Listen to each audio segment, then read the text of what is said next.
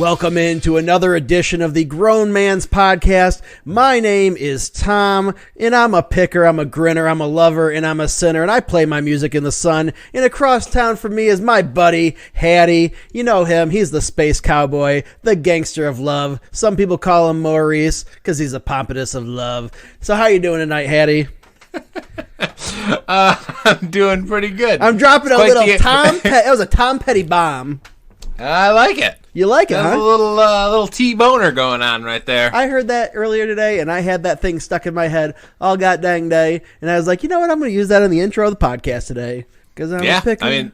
I'm a grinner. What's a better way to start the podcast with some Tom Petty? I love Tom Petty. You like Tom Petty? He's okay. Yeah. I don't know if I'd buy a greatest hits album, but I would buy a couple songs off of it on iTunes. All right. That's about where I'm at. So, how has your week been since we recorded the last episode 10 minutes ago, Hattie? Pretty good? Yeah. Oh, I mean days ago. Days ago. Days ago. I don't know. It's been pretty good. It's been a busy week so far. Busy Monday. Yeah, you made yourself another margarita, right? I did during the last episode. Hopefully nobody knows or hears any of the ice and or tequila bottles popping. Ooh, you're popping bottles like a rap star. Yeah, I had to buy a new bottle because one of our friends of the podcast borrowed a bottle of my tequila a couple days ago, so I had to go replenish the stock. He took every ounce I had. I don't know if Mike is a friend of the podcast, is he? He's a friend of the podcast. He's a friend of us. He's a friend of the podcast. Well, he's a friend of us for sure. One of our dear friends. If he's a friend of us, he supports us in some way. That's true. Even if it's just to make jokes about him or mention his name. That's okay. That is true. So yeah, my wife's kind of been on a margarita kick, and I didn't really know what to make, so I made one for myself. It's pretty good. It's pretty tasty. Margaritas are pretty good. I like margaritas. My wife's still rocking tequila. Hard. Go ahead. Rocking hard on the whiskey sours? Whiskey sours, baby. I mean, she is loving herself some whiskey sour. That's normally she's just been like a wine drinker, and lately she just can't get enough of the whiskey sours. So hey, I'm all about it because if I can get a wife that can be a little bit into whiskey, then that's good with me. Mm-hmm. Yeah, whiskey sours are good. Have you do you use the egg white to make it nice and frothy? Hattie, I use the easiest way possible to make it, which is the pre-mixed whiskey sour mix that you can get. I do not, nor maybe I will at some point. Maybe I will. Maybe sometime I'll have you and the wife up for dinner, and we'll play some games after, and you can teach me how to make a real whiskey sour. I can teach you how to make a real whiskey sour. That's for That'd be fun. Did you see the I think I called it the Grown Man Sour that I posted on our Patreon for everybody? I did see that. That was awesome. The maple one? Yeah, with cinnamon in it or something? Mm-hmm. Yeah, that was awesome. Yeah, cinnamon and maple and apple. It's an apple, cinnamon, maple. So don't tell people too much about it, Hattie, because if you want to get the recipe for the Grown Man Sour, then you got to go over and click on patreon.com/grownmanspodcast where you can become a grown man yourself. All right. So if you want to become a grown man, head on over to Patreon. $1 or $2 a month goes a long way to help support the show and show us that you guys love us as much as we love you. And we do want to thank our Patreon supporters, which is Darlene, Gus, Barry, and West. Thank you guys so much. We really do genuinely appreciate it. And also, you can also support the show by just going over to Twitter. If you can't spare $1 or $2 a month, that's totally okay. We understand. But you can definitely afford to go over and get a free account at Twitter and follow us at Grown Man's Pod or on Instagram at Grown Man's Podcast. I will say, though, I'm pretty lax on not doing a whole lot on Instagram. I should probably try to get better. If we get more followers on Instagram, I'll probably do more with it. We should just do away with the Instagram and go 100% Twitter. Well, Instagram is okay. I mean, if you asked me 2 years ago to follow you and you only had a Twitter, I probably wouldn't have followed you. But if you had a Twitter and an Instagram, I probably would have followed you because I was on Instagram and not Twitter.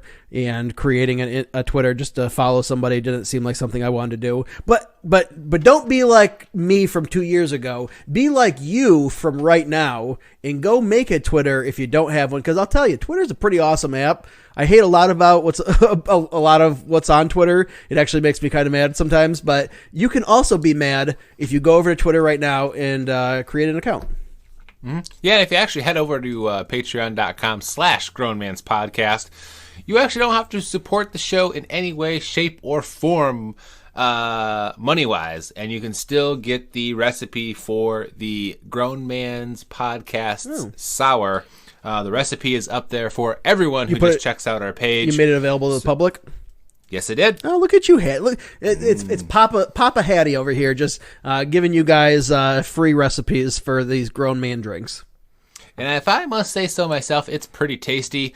As soon as we are done with the quarantining at home, I'm going to share it with T-Bone, and he can give you his honest review. Even if he hates it, that's okay. Hey. If he hates it, that's all right, as we talked about last Tuesday. I believe you would. I would tell you, Hattie. And that's okay. As we talked about in our last Tuesday episode, it doesn't matter if you disagree or agree. Everything will be okay. Yeah. If you don't like it, you can let us know on Twitter, as T-Bone just said. Yep. So we are going to get into some draft recap on this episode. But before we get into some draft recap, Hattie, I told you in the interim between recording episodes that I had a bit of a shocker for you. A little story from my travels today. I'll tell you, I definitely have. No shortage of stories from my job and the things that I get into, the rambunctious nonsense that seems to find its way into my doorstep when I'm out working. But today was a new one. Today was an interesting one. And today I helped the police apprehend somebody who was running from them. Huh. Yeah. Yep.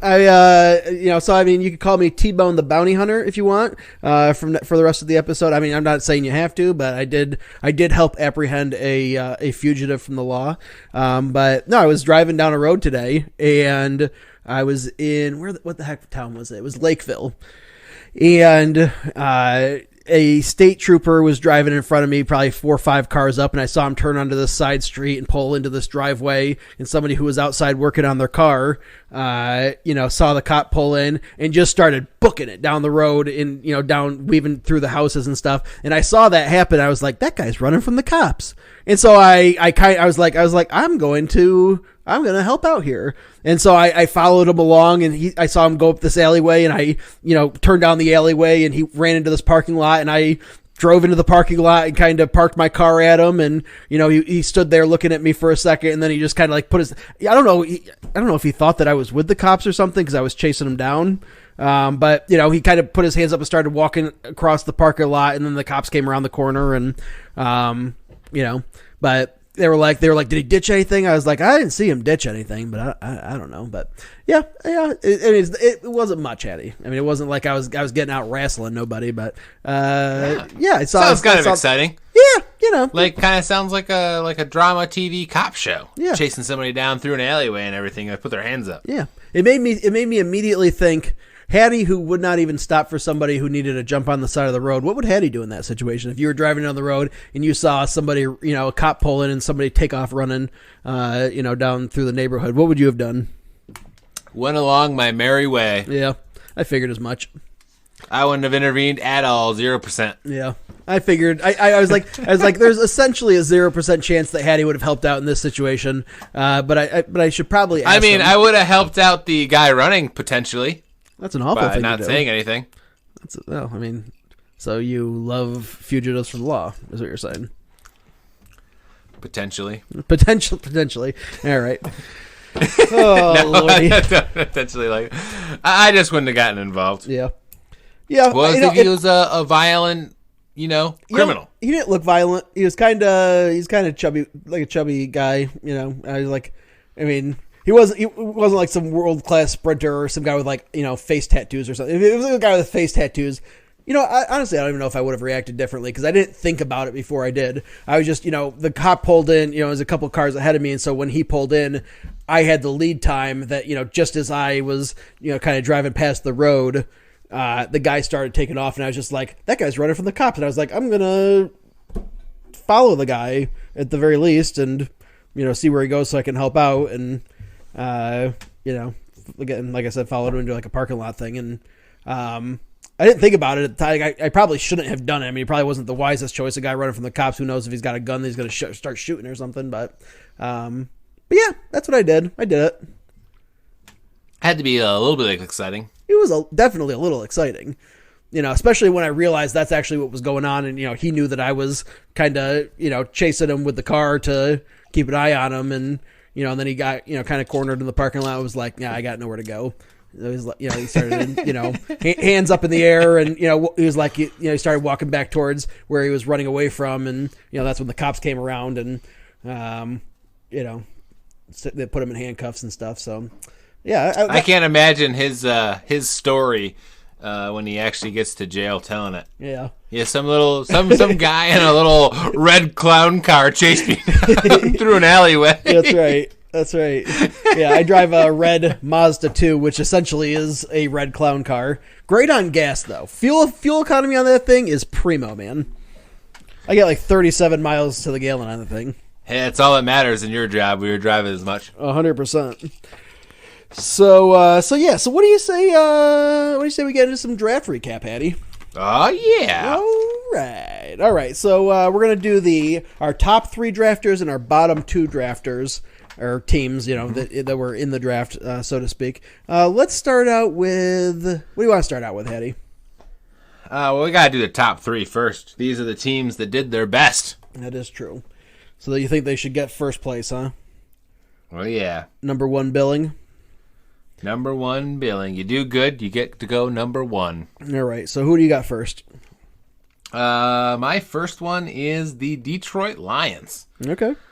I think they did a very good job in the draft. I had them up and I scrolled and now I can't find them in my list. So that's problematic, but they did good. Oh, here we go. I think they did very good. Round 1, they had a very high draft pick. They picked 3rd. They got Jeffrey Okudah, which was probably one of the top 3 pure talent guys in the draft. It was a cornerback, which was an area of need from Ohio State. They got on number 3. Great corner. I think great corner. Probably, I want to say one of the 2 guys who are probably going to make a big impact in their rookie year, and they got one of them. The other ones being C.J. Henderson, I believe, that went to the Jaguars. And then they went out, and an area of need for the Lions for the last few years has been running back. They just haven't been able to stick it. And they got DeAndre Swift at number 35 from Georgia. I think he was my number 1 running back on the list. I don't know why he slipped into day 2 of round number 2.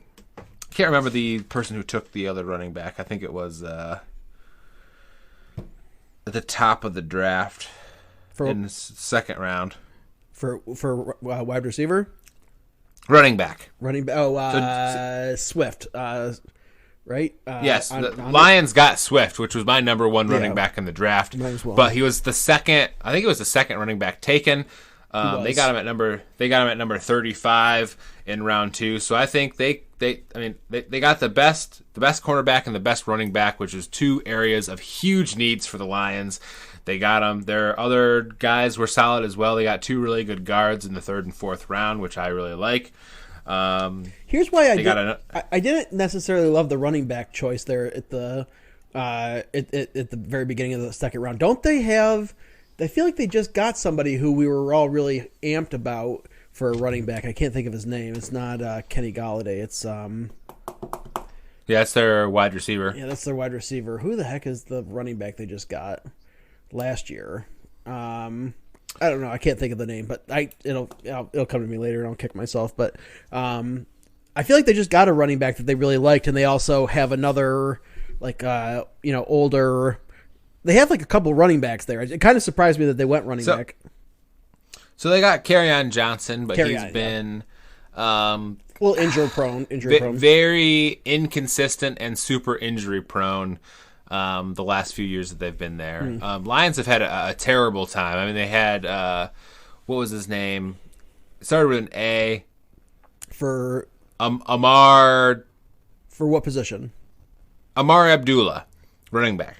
They had Amar Abdullah. He was supposed to be a good speedster. He didn't really pan out for him. They had another player that didn't really do that great for him.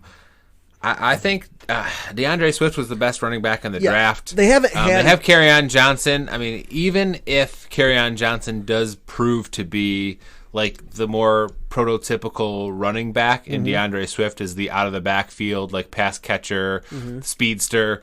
I still think that addresses an area, and I'm not super sold on Kerryon Johnson. I like personally. Personally. I'm not a huge fan of him. I think DeAndre Swift was a great steal. He was projected to go in the first round. He was projected to be the first running back off the board. He slipped to round 2. He slipped to the second running back in the draft. I think they got the best running back and the best cornerback in the draft, which has been huge areas of need for the Lions. So I think they're probably one of my favorite drafts overall this year. Okay. My first team that is in my top 3, and these are in no particular order, but I am impressed with the haul that the Miami Dolphins got. They, were able to get their, hopeful franchise quarterback for the, remaining future and, next 10, 12 years, whatever. I really like Tua Tagovailoa, excuse me. And, I had mock drafted Tua to the Dolphins last week when we did the mock draft. I believe in him. I think that if you look at Tua's game tape, which I have done, you will see somebody who has amazing pocket presence and ability to move around in the pocket, and really incredibly accurate.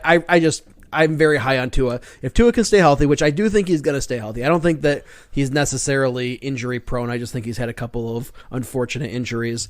If he can stay healthy, I'm big on him. But they got that out of the way. They also got a offensive tackle out of the way, which they really needed to do to replace Laramie Tunsil.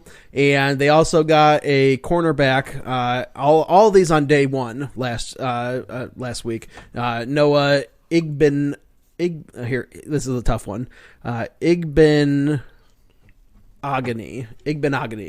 cornerback. So I think that kind of replaces like the Minkah Fitzpatrick role. So, they had a good day 1, and then they also had a solid day 2. They also got some more offensive tackle help, replaced some aging people with Raekwon Davis at tackle on the defensive line.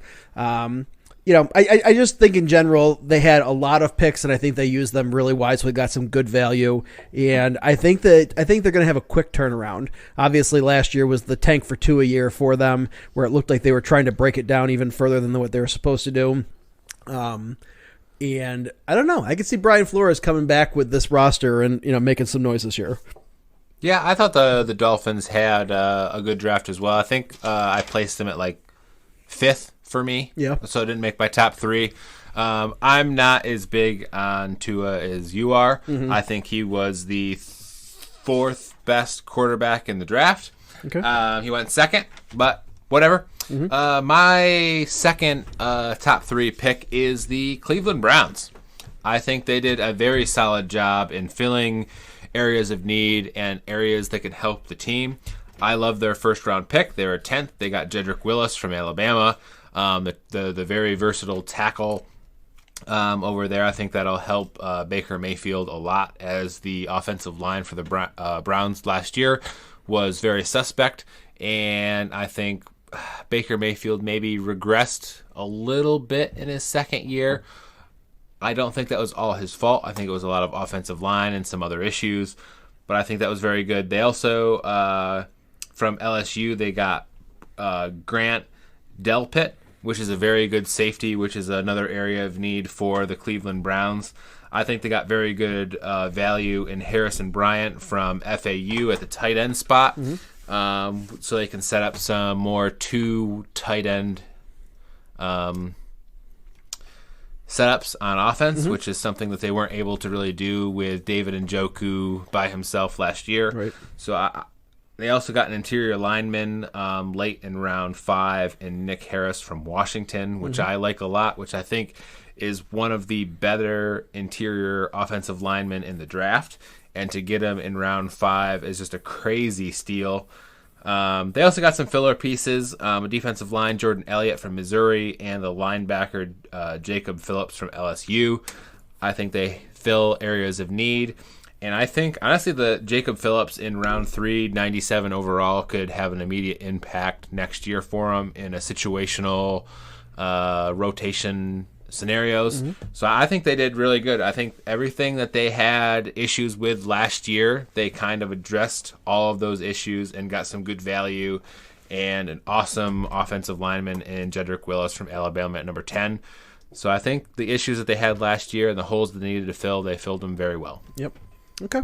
Yeah, and the Browns were one that was a candidate for me also. But, I didn't want to, repeat the same ones there for those. I wanted to, be able to give a little bit of shine to a couple, as many franchises as we could, because there were some, quite a few teams that had nice drafts this year. Sure. My next one up here is a team that I've been somewhat critical of over the past. Dave will probably appreciate this one. I'm going with the Dallas Cowboys. I think they had a nice draft. Obviously, first round they went with wide receiver out of Oklahoma, CeeDee Lamb. A lot of people had, I was kind of split on it between him and Jerry Jeudy. They were so close in my mind. But, CeeDee Lamb in a lot of people's book was the number one wide receiver on the board. And they were able to get him at 17 overall, which I think is a pretty good steal, considering the number of wide receiver needy teams that were ahead of them in the draft. Well, did you hear the all the analytics that the Dallas Cowboys did over the draft, and they said that CeeDee Lamb had a 1% chance in all their analytics that they did before the draft of being available at that spot. Really? 1%. Wow. So they were thrilled to get him. I bet. Yeah, Henry Ruggs going first off the board probably helped that a lot, I'm sure. We'll talk about the Raiders a little bit later. Yes. So not our top 3. Yeah. But, I will say I love the pick. I love the pick of CeeDee Lamb. Obviously, the Cowboys, they needed some defensive help, probably more so than they needed offensive help. But when a talent like CeeDee Lamb falls to you, falls into your lap, are you going to get are you going to get some the number 1 rated wide receiver, or are you going to get the number 3 or 4 rated defensive tackle or cornerback or whatever? Obviously. They could have gone that route. Nobody would have, said boo about it. But I like the pick. I think when you're in the middle of the first round, if you have the ability to get the number 1 of a skill position, I say do it. And I think that offense between Michael Gallup and Amari Cooper and now CeeDee Lamb with Zeke in the backfield, I think that offense is going to be pretty scary good. I mean, Dak literally has 0 reasons why he should not be a top quarterback next year. If he is not succeeding with that lineup of talent around him, then he has some serious explaining to do. But the Cowboys then on day 2 did address a lot of the needs that they do have. They went out and got Alabama cornerback Trevon Diggs, which I believe is the brother, maybe the cousin of Stephon Diggs. But I really like Trevon Diggs. I think we might have even mocked him to go in the first round on last week's podcast. And we did. Yep. They also got... we had him going number 31. Also got Oklahoma defensive tackle Neville Gallimore, and then also Tulsa quarterback Reggie Robinson. Robinson's a great pickup. I think they got him in the fourth round, and I think that he's got a ton of athleticism. Really, for the 4th round, I think he's a great value. I thought he was going to go probably end of second, beginning of the 3rd round with the number of teams that really needed quarterback help. I really would have liked it actually if the Jets got him at the beginning of the 3rd. So yeah, that's a great value. And honestly, you can talk about the depth that you add on day 3 of the draft, but it's what you do essentially with the first 2 days worth of draft picks that really matters to me, at least in the winning the draft portion. I mean, because the other people, they're all real rolls of the dice. You build your team hopefully through the end of day 2 into day 3 by building up that depth and that main line of people that are coming up next in the organization that are cheap.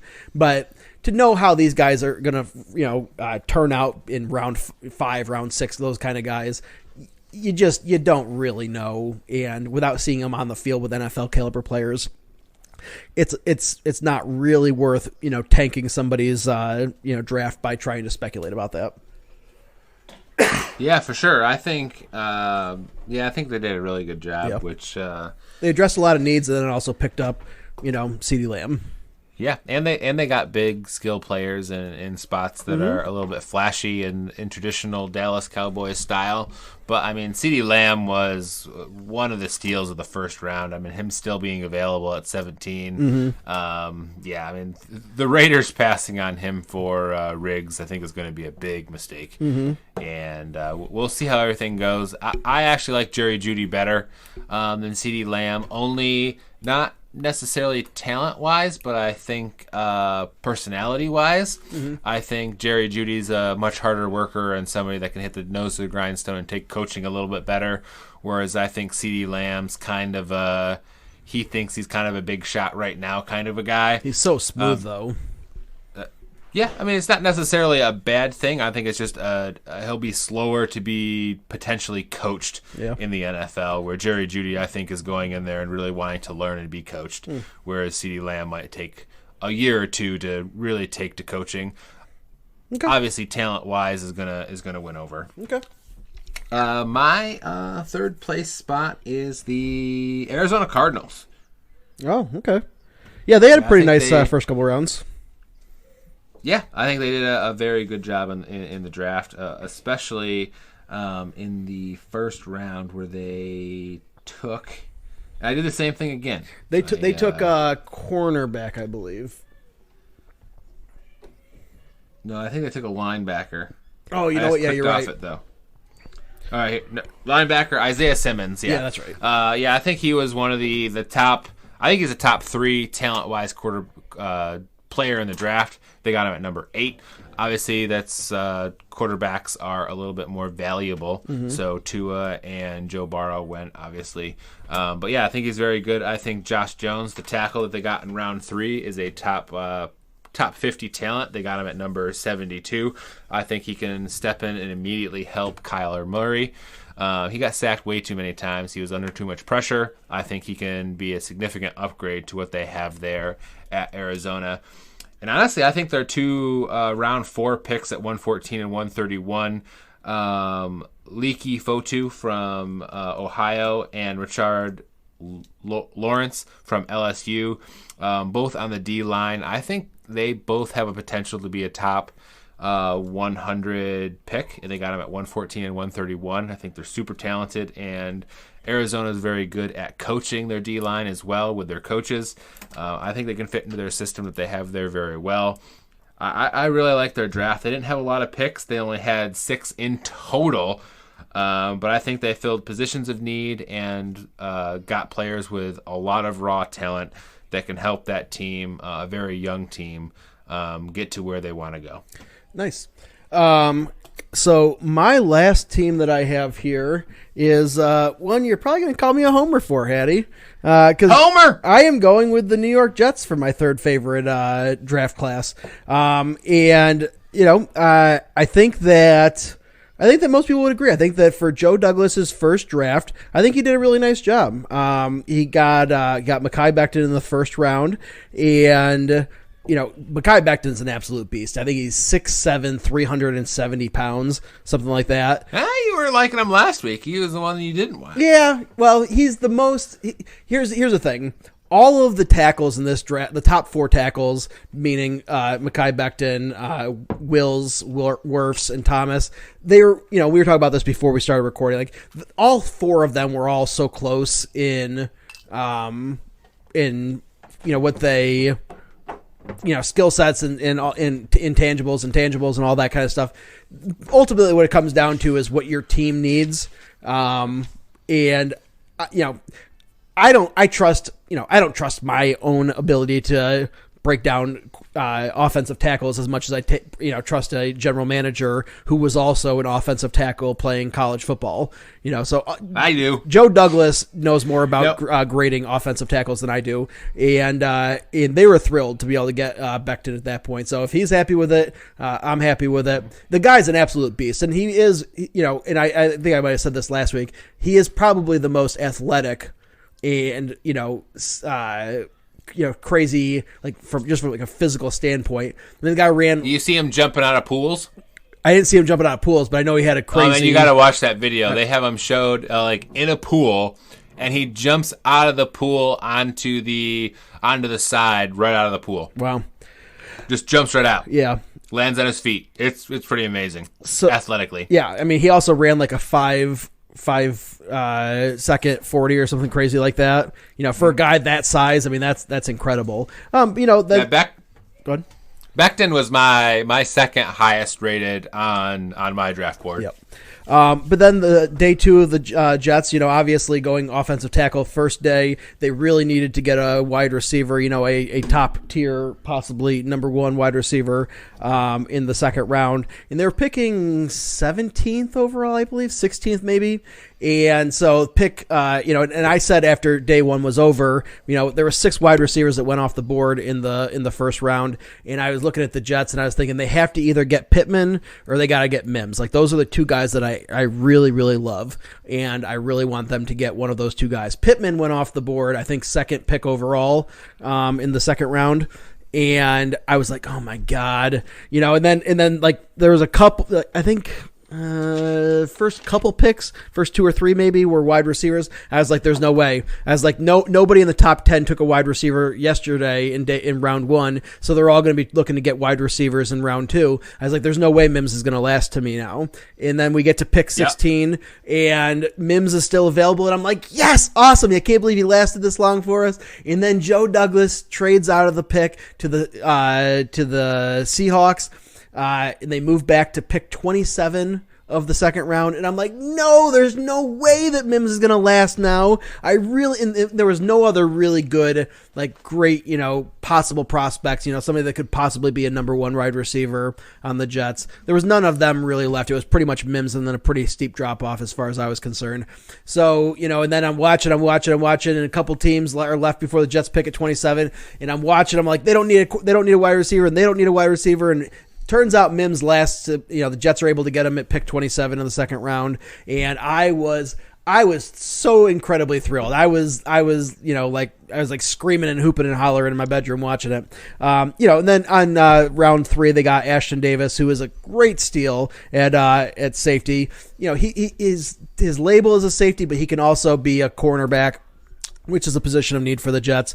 And also with the Jamal Adams situation, I think we mentioned on Tuesday's episode, that's a situation where it's getting a little bit murky and a little bit messy. So for them to be able to go in and get somebody, I mean, his closing speed is incredible. Ashton Davis, that is a great value for him. And then they also got Jabari Zuniga, who is a edge rusher. I actually really like. I think that's their. With the exception of Denzel Mims, I think the edge rusher Jabari Zinga from Florida at 79 is probably their steal of the draft. Yep. Potentially. You know, in the Jets last year, they they drafted an edge rusher named Ja'Kai Polite from Florida, you know, around the same time, third round. And, you know, that turned out really poorly. He didn't even last the summer with the Jets before they cut him. Just a terrible work ethic. So, you know, hopefully this Florida Gators, you know, work ethic's a little bit better. But, you know, and then they also got a nice running back, LaMichael Pirine, who's the brother or cousin of Samaje Pirine, who's been around the league Redskins. quite a bit. He was with the Redskins, I think. He was with the Colts, I think. He most recently was with the Dolphins, and I think he just got released from the Dolphins. You know, but you know, in general, I think the Jets did a really nice job. Joe Douglas picked up a backup quarterback for Sam Darnold, who a lot of people are saying has a lot of arm talent, just needs a little bit of development. So obviously, backup quarterback's a big need for the Jets, considering that when Sam Darnold was out last year, he ended up the Jets scored, I think, less than 7 points per game in the 3 or 4 games. I think James Morgan's the quarterback of the future for the Jets. Yeah, okay. Don't be an idiot. Don't make me kill you. But you know, and then from there, I mean, you're talking 5th, 6th, 7th rounders. You know, who knows really what's going to go on with them. But they got a little bit more offensive line help. I would have liked it if the Jets that's the only knock I have on the Jets is I wish they would have gotten a little bit more wide receiver help out of this draft. But you know what? They took what the board gave them, which is what Joe Douglas said. You know, he said, you know, listen, it came down to where we were drafted and who was available. And, you know, he took the best players he thought was available. And at this point, I don't have any reason to not trust him as far as his talent evaluation is concerned. So we'll have to see. But, yeah, I'm very happy with what's going on. Yeah, for sure. All right. So, have you done your top three? Yes. All right. So let's move on to our bottom two. So, I'll just me and you share one of them. All right. And Yeah, I'm gonna do that one second. you're gonna do that one second. Then start with your first. Oh yeah. All right. So my first one is the Las Vegas Raiders. I think they reached on their top 2 picks that they had. They took Henry Ruggs III from Alabama at number 12 when I think there was 2 better wide receivers with Jerry Jeudy and CeeDee Lamb, which we already talked about, available. I mean, Henry Ruggs is not the first wide receiver off the board. They took him anyway. And then they went with Damian Arnett from Ohio State, the cornerback, which I also think was not the best cornerback available. And they had 2 picks in the first round, and I think they reached on both of them. Then they went in the 3rd round. They had back-to-back picks. They took Lynn Bowden Jr. from Kentucky. I'm not a huge fan of the running back either. They took Brian Edwards from South Carolina, wide receiver, 1 pick later. I think they kind of botched that pick as well. And then you get into they had another 3rd round pick which is probably their best pick, which is a hybrid safety linebacker in Tanner Muse from Clemson. I think that's their best pick. I think he can have some versatility on the defense, which the Raiders have needed some versatility for a long time, and just impact playmakers in general.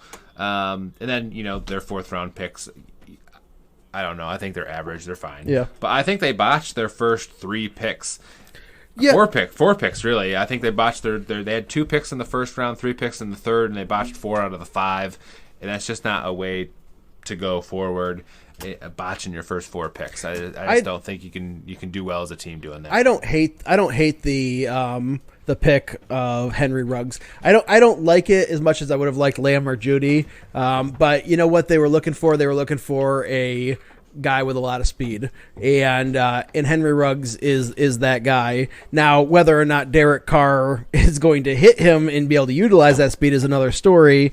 Derek Carr is kind of notorious for dumping it off and little short little shuttle passes and stuff like that. But I think Henry Ruggs is a great talent. I think you got a situation with the top 3 wide receivers in this draft being Jeudy, Lamb, and Ruggs. And again, I think they're all incredibly close. I do think that Lamb and Jeudy were a little bit above Ruggs, but I think Lamb and Jeudy were definitively the first 2 wide receivers. I do too, but you know what? With a little bit of a step down with Henry Ruggs. Yeah, but it's not much of a step down, and they had their pick of all 3. It's not like they got stuck with Ruggs. I mean, I'm sure they did their due diligence on all 3 and really grinded the tape on that. And you know what? When you believe in a guy and you really like him, don't just go with what the consensus says, because you know what? The consensus is wrong about a lot of draft picks. And, that's true. And I'm not going to kill them for it, because, they had their choice. They got the guy they wanted. It's not like they, Lamb and Jeudy were off the board and they're sitting there saying that we would have taken him number 1, out of all wide receivers. They had the choice and they did. Yeah, I just think when you have a new franchise, a relatively new head coach, you're moving to a new city in Las Vegas, which is all about glitz and glam and flash. Mm-hmm. I think CeeDee Lamb was the biggest glitz and glam flash wide receiver out there. Mm-hmm. I personally like Jerry Jeudy the best. I think he's my favorite out of the 3. Mm-hmm. But Mine I think too. If you're gonna miss on a pick, at least have it fit where you are, which is glitz and glam and a little bit of flash, which Lamb definitely gives you.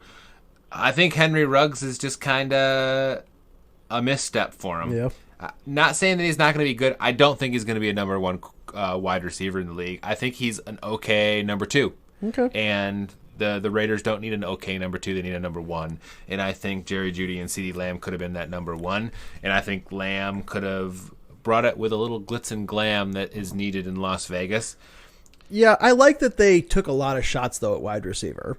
They took a lot of bites at the apple, and I think that in the draft... 2? No, they took more than 2 wide receivers. No, they took Henry Ruggs III and Brian Edwards. That's it? That's it. That's it. No. Absolutely, like- looking at it right in front of my I face. feel like they kept taking wide receivers. Yeah, the draft day is weird. They only had the Raiders had 2 first-round draft picks, 3 third-round draft picks, and 2 fourth-round draft picks. That's it. 7 picks. But- all within round 4. Yeah, I would. So they had a lot of opportunities, like 2 first and 3 thirds. Like, you should get some quality players to be able to step in there. Yeah. And Henry Ruggs obviously is going to step in and help him out. Well, I they think he's obviously a little bit of a believe misstep. they obviously believe they did get those guys that can come in and step in. Yeah, I mean, I don't think John Gruden has the greatest draft history either. So Yeah, well, I mean, that's another Mike question mark, Mayock's but Mayock's the one that's doing the actual drafting, though.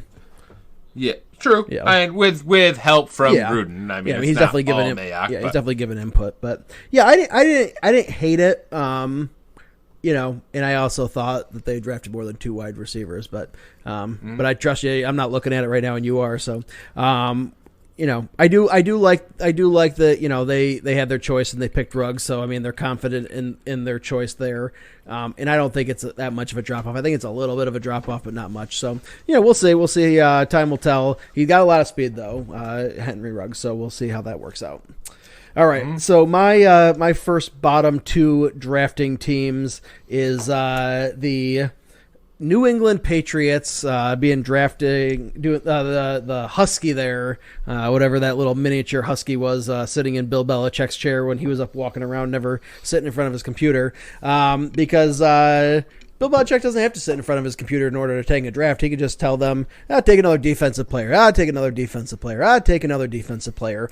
Because I could care less about replenishing the talent pool on the offense, which was quite clearly the area of need after last year, when that's the reason that they did not continue to advance in the playoffs. It wasn't their defense. No, the defense did all right. It was their offense, and they have had a lot of key departures from their team this year. And yes, some of those key departures were on defense, but their defense was much better last year. They could afford a couple key departures. Their offense needed help. They needed a quarterback because Jared Stidham and Brian Hoyer are not going to be able to get the job done. They needed some running back help because Sony Michel can't stay healthy. And who's the other one? White. Is it White still there? Yeah, James White. James White. Yeah, they don't trust. Their running back position needs help. Wide receivers. Who other than Julian Edelman do they have there? But with all those offensive needs, and they also have a couple of offensive linemen that are going to either be leaving this year or leaving next year. But you would think that, with those offensive needs, considering how bad it was last year, that they might address that position. No, they trade out of the first round. They trade back, and then they take a safety, a linebacker, and then they finally take 2 tight ends in a row, both of which I believe were, much lower ranked on everybody else's draft board than where they were drafted for the, by the Patriots. Now, I will say this. Bill Belichick is a smart football mind, and if he takes these tight ends, and the tight end was a position of need, obviously, with Gronk leaving New England, they did need to have a new tight end there. That was not addressed last year. So that is one offensive position that was addressed, but they didn't do it until, I believe, the 3rd round, maybe the 2nd round. But yeah, not nearly. I don't think they drafted a single wide receiver, did they? Tight end, kicker off. Yep, not a single wide receiver was drafted. So looks like it's going to be Julian Edelman and whatever else they have there, which is not much. So if they had a fully loaded team, I could see maybe Jared Stidham or Brian Hoyer being able to possibly eke out some success there. But them having to go in there with that, skeleton crew, no way at all. They are going to, and that's what my thought is they're 100% tanking. They are going to tank this year and get Trevor Lawrence next year. And to me, it seems very obvious and very transparent. And I think that teams should intentionally let them win, just enough to be able to not get that position in the draft and also not be able to make the playoffs. Because I think the that's what Miami they're doing. Dolphins got the tank for Tua, and that worked out well. I mean, they got their man. We'll see how they didn't get the how first. well it works They out. didn't get the first overall pick, and that's what you need. That's what you're going to need next year to get Trevor Lawrence. You're going to need the first That's overall true. pick, and they're not. And I pray that the Patriots do not lose Tom Brady this year and then next year get Trevor Lawrence, because if that's the case, I'm gonna lose a Hattie. You're gonna have to see if they can record podcasts in whatever local insane asylum they have here in the area, because I'm not gonna be able to handle it if the Patriots go out and get another 20-year franchise quarterback that is absolutely baller. I'm not gonna be able to do it. I mean, it's not proven that he's going to be a stud yet. Come on, Hattie. Come on. I mean, look at the draft history of number one QB. Hattie, can you come on for a second? Come on. It's not that great. Hattie. But talking about losing it. All right. Here's the thing. go- Me and you both agree on this one. So I'm not even going to say anything about it. Probably. Maybe I'll chime in at the very end. But I'm gonna let you just go off and vent and get get this out of your system, because I know you need it. Yep. So you got a good a Jets vent earlier in the year with your team, and I'm going to go on a good Packers vent right here, because this is quite honestly the worst draft I have ever seen from any team in my lifetime. It's awful. It's terrible. It gets a grade F. There is no impact players at all that is going to help a team that went to the conference finals. The conference championship game. They went there. They were there last year. One game away from the Super Bowl. You would think that you would want to go out and get players that could potentially get you over the hump, get you past San Francisco. The Green Bay Packers with the regular season were 8-1 versus teams with winning record.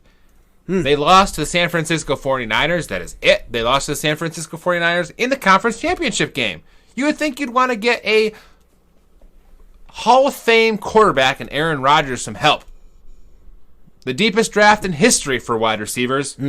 How many wide receivers did the Packers draft? Preach, Hattie. Preach. Zero. First 3 rounds. Here's what the Green Bay Packers did. They drafted Jordan Love, which is actually, I'm going to give it to them. This is their best pick of the draft. A guy who will not play for them for probably 4 years. And that's their best pick. They picked Jordan Love. I actually like Jordan Love. He was my 3rd favorite QB in the draft this year. Maybe number 2. But he needs a couple years to develop, but he's not going to play for the Packers for 4 years. Then they go out in round 2. They get a running back, which they already have Brandon and Aaron there. 1 and 2. 1-2 punch. They go get a guy in the 3rd round, a tight end. And Josiah DeGara from Cincinnati, who wasn't on anybody's draft board, a top 5 tight end in the position they were picking in. Anyone, any expert of the NFL, he wasn't a top 5 draft pick where they were picking. Not even close. So they wasted their top 3 draft picks for players that are not going to have any impact on the Packers in the 2020 season. I don't mind the Kamal Martin round 5. He's going to be a situational guy, probably special teamers, rotational, not going to make any impact. I actually like their 6th round picks. They went offensive line, offensive line, offensive line. I don't mind that in round 6. They have a couple contracts coming up on their offensive line, so if one or two of those guys actually hit in a couple years, 1 or 2 years, it's not a bad thing. I don't mind those picks in the 6th round, but my God, your first 3 picks in the draft, when you have had issues at inside linebacker, you've had issues at wide receiver for the past 3 years now since you got rid of Jordy Nelson. The only playmaker and spark you have on offense is Aaron Jones, running back, which they got another running back inexplicably in the 2nd round for whatever reason.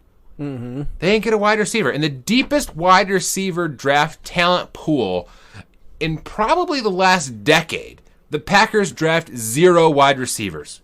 0 impact players they took in this entire draft. You look at this draft. Have you looked at it? Have you looked at these players they picked? A little bit.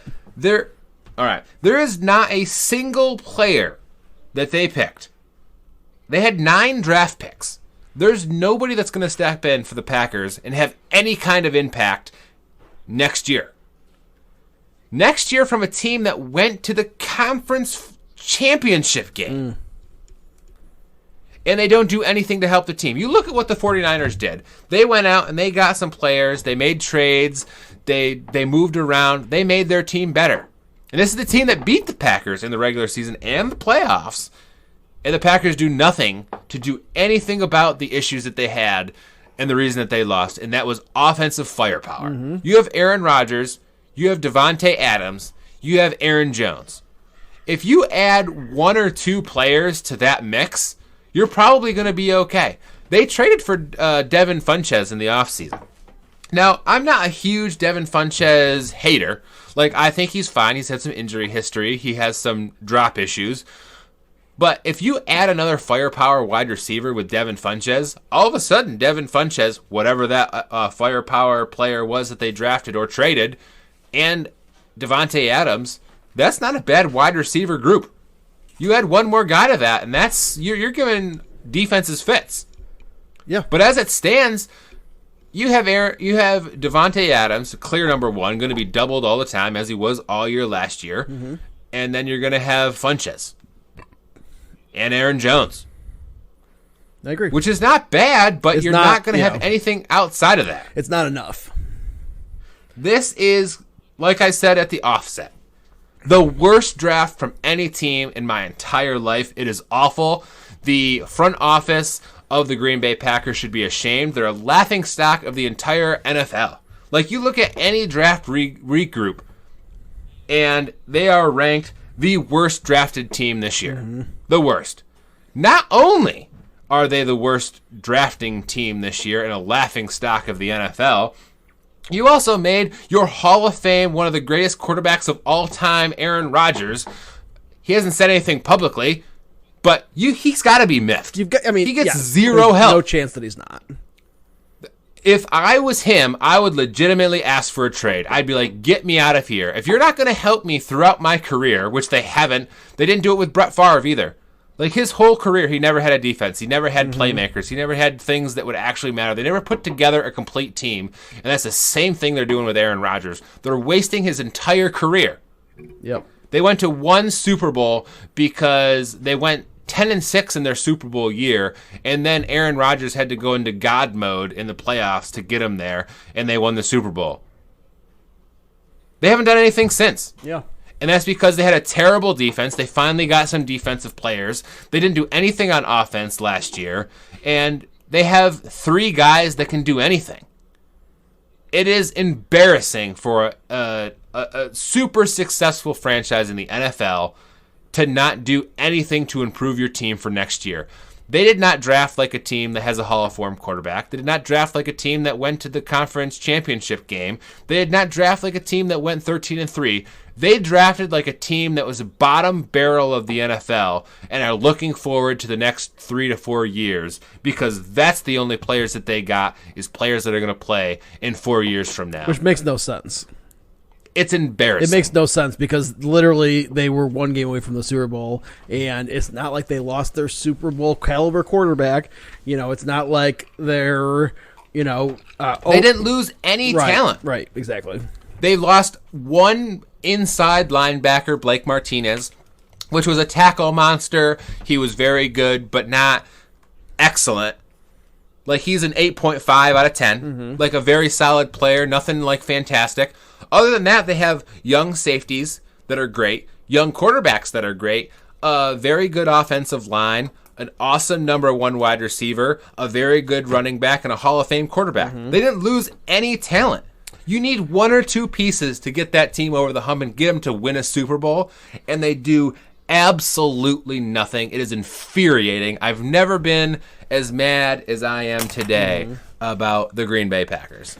And Hattie, I want you to remember the way that you feel right now, because that's how it feels to be a Jets fan all the time. It is literally like feeling like that all the time. Throughout the season and the off season, you're like, what in the heck are they doing? Why am I a fan of this organization? They're the laughing stock of the league. Why do I do this to myself? But for your whole life. So, I mean, honestly, the Minnesota Vikings got to be like laughing in their building because they know they actually have a legitimate chance of taking that division next year. I think that they probably will. I mean, the Packers did absolutely nothing to help their team. They had one free agent that they picked up, which was Devin Funchess, which is a very hit or miss, not the greatest hands, injury-prone wide receiver. Yeah, I mean, and here's the thing is, I mean, yes, the Packers did have, what, a 12-4 or 13-3? 13-3. You know, they did have an amazing record last year, but they got that record by the slightest of margins. You know, which wins a win. I mean, a win is a win, and I'm not going to take that away and play, you know, devil's advocate or anything like that. I mean, yeah, they got their record because they won close games, but a lot of times, yeah. So that you win close I wouldn't games. put as much stock in the close games as I did if I didn't watch them play. Yeah. But one statistic that stands out is they went during the regular season 8-1 versus teams with winning records. Yeah, 8-1. Yeah. Their lone loss to a winning team was the 49ers, which went to the Super Bowl, and then they lost to them in the playoffs again. So I mean, they beat good teams. Yes. But they were just barely beating them, and that's my point. Oh, sure. I mean, they were touchdown games. I mean, obviously their record was amazing. I mean, 13-3 is an amazing record. But yes, but they were very close, and they were kind of ugly wins. Also, I will say. I mean, and I like the Packers. I mean, if I ever get fed up with being abused as a fan by the Jets, the Packers are probably the next team that I would choose as a team to be a fan of, because I just I'm a big fan of Aaron Rodgers, and they're a storied franchise. I do like the Packers. I'm not a Packers hater by any stretch of the imagination. But from what I saw last year, and Packers get played on national television quite a bit, not all the time, but enough. I saw enough of the games. They were kind of ugly wins from the ones that I saw. Sure. And they didn't do anything like you went off on your very justified rant about that they didn't do enough to fix those problems. But here's the thing, you have the personnel to eke out, even if they are ugly or not. You have the personnel to eke out ugly wins all year long. Your biggest knock is you have no firepower on offense. That's your biggest knock. Everyone's like, it's Devontae Adams and Aaron Jones and Aaron Rodgers, and he has no one else to throw to. And they go out in this draft and get zero firepower. Yeah, zero. Absolute zero. Right. Nobody. And that's what I was. I mean, prior to this last year when they went 13-3, they had missed the playoffs for what, the last 2 or 3 years? The last 2 years, I believe. 2 years prior to that. It's like I'm not saying that last year they weren't able to.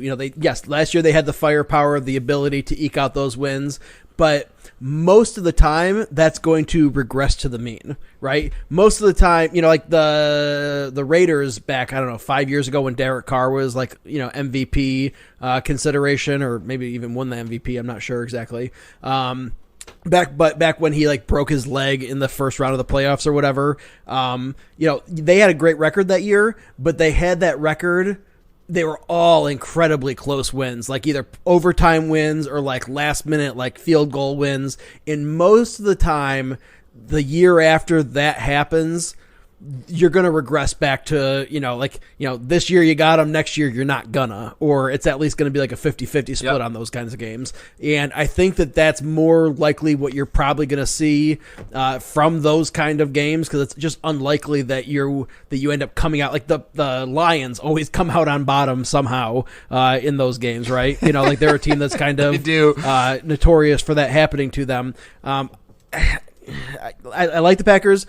They didn't do enough to help Aaron Rodgers and give him enough tools. I think he's going to be pissed off that they didn't do enough to help him and give him enough tools. And I think that Aaron Rodgers isn't the kind of guy that you necessarily want to piss off. He's the kind of guy that might hold that as a grudge, and that might become a locker room problem because I think he's a little bit of a grumpy guy, and I think he has every right to be grumpy because he kind of got screwed over by his team. Brett Favre was talking about retirement when they drafted Aaron Rodgers to be his replacement. Yes. Aaron Rodgers has got 4 years left and is not, has not mentioned retirement. I mean, I guess he said something about, seeing hole 18 off on the horizon, but he's got 4 years left on his contract. I would imagine he's going to play all 4 of those out. There is a difference too in the Brett Favre like drafting Aaron Rodgers era and the Jordan Love with Aaron Rodgers drafting him is Brett Favre was talking about retirement. He was saying, I might retire. And then Aaron Rodgers and Alex Smith that year were both very closely ranked quarterbacks, 1 and 2. They were definitive 1 and 2, like these are the 2 guys that you want. 49ers picked Alex Smith, and then Aaron Rodgers just dropped to 24. Right. Like he was not. Nobody Jordan picked Love him. was not a top of the draft prospect. Right. This year, it was Burrow and Tagovailoa. Were Tagovailoa 1 and 2. Yep. And the Packers and then Herbert was pretty far off that. Yes, and he was the number 3. And Love was probably the number 4 quarterback. But the Packers traded up to get him. Right. It's Makes not no like sense. He just fell in their lap at 30. They traded up to get him 4 spots. A 3rd-round pick. And traded up a 4th-round pick. 4th, yeah. So it's just it's ridiculous that they like. I think There's Jordan no Love gonna go. is their best pick. Yeah, I like the player. I like his talent. I like that he's got a couple years to develop and do stuff. All right, you took a quarterback. That's fine. But then you pick a running back when you have 2 good running backs on your roster. Then you pick a tight end who wasn't even a top 5 in his position where you were drafting. And then you don't pick a wide receiver in the deepest wide receiver draft in the last 10 years. I just don't understand it. This is an awful, terrible, garbage draft. Yep, garbage. Well, it's garbage. I'm guessing that you guys can see now why it was that we were not able to do this segment on the Tuesday episode because it has made this episode also run long. So I have to break it off there just because we have to at some point. Hattie said everything and echoed everything and then some of what I would have said. So that's why I let him go off, because if I was him right now, I'd be livid as well. And you know what, Packers fans, you can be livid. Just don't be livid at the wrong people. Don't be mad at the people that are pointing out how bad things are. Be mad at Brian Gutekunst and Brian LaFleur. Be mad at the people that are Matt LaFleur.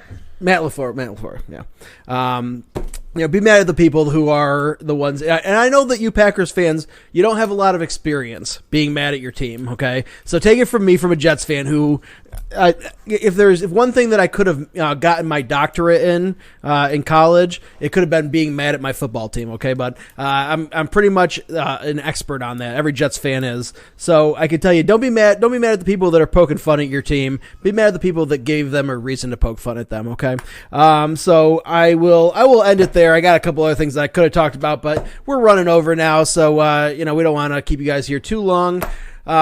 We do want to appreciate and thank you guys for tuning in and listening to us, go over the good, the bad, and the ugly. And we hope that you guys appreciated having a little bit of updated sporting news for your viewing pleasure. It was nice to have a little bit of a break from the repetitive redundancy of being in quarantine constantly. So that was nice. I hope you guys enjoyed it.